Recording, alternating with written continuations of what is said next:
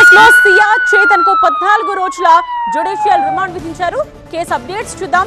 సియా చేతన్ కు polygraph test కు అనుమతి కోరింది Pune police department. Narco polygraph పరీక్షలకు సియా చేతన్ నిరాకరించినట్టుగా తెలుస్తోంది. నిందితులు ఒప్పుకోకపోవడంతో కోర్టు అనుమతి ఇవ్వలేదు. కోడ్ వర్డ్స్ ఈమోజీలతో చాటింగ్ చేసుకున్నట్టుగా తెలుస్తోంది. సో ఈ చాట్ ని కూడా డిలీట్ చేసినట్టుగా తెలుస్తోంది. దాన్ని రికవర్ చేశారు పోలీసులు. సియా ఇంట్లో మరో మొబైల్ ని కూడా స్వాధీనం చేసుకున్నారు.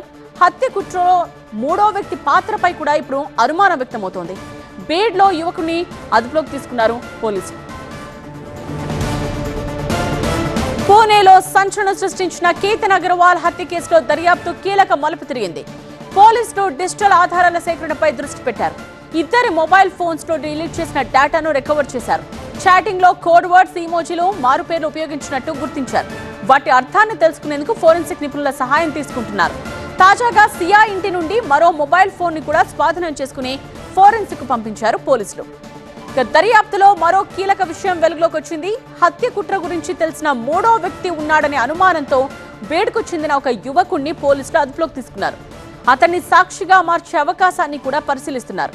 పోలీసులు వెల్లడించిన టైం లైన్ ప్రకారం మే 31న కేతన్ను హత్య చేయాలనే ఆలోచన సియాకొచ్చింది. జూన్ 14న లోహగఢ్ కోట వద్ద మొదటి ప్రయత్నం చేసిన కేతన్ చెట్టును పట్టుకుని ప్రాణాలతో బయటపడ్డాడు. అప్పట్లో పాము వచ్చింది, కాపాడేందుకు తోశాను అంటూ సియా నమ్మించింది అతన్ని.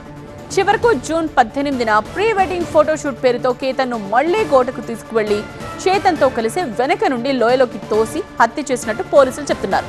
ప్రస్తుతం డిజిటల్ ఆధారాలు, కాల్ రికార్డ్స్, కోడ్ చాట్ స్వాధీనం చేసుకున్న కొత్త మొబైల్ ఆధారంగా కుట్రలో ఇంకెవరైనా ఉన్నారా అనే కోణంలో దర్యాప్తు కొనసాగుతోంది.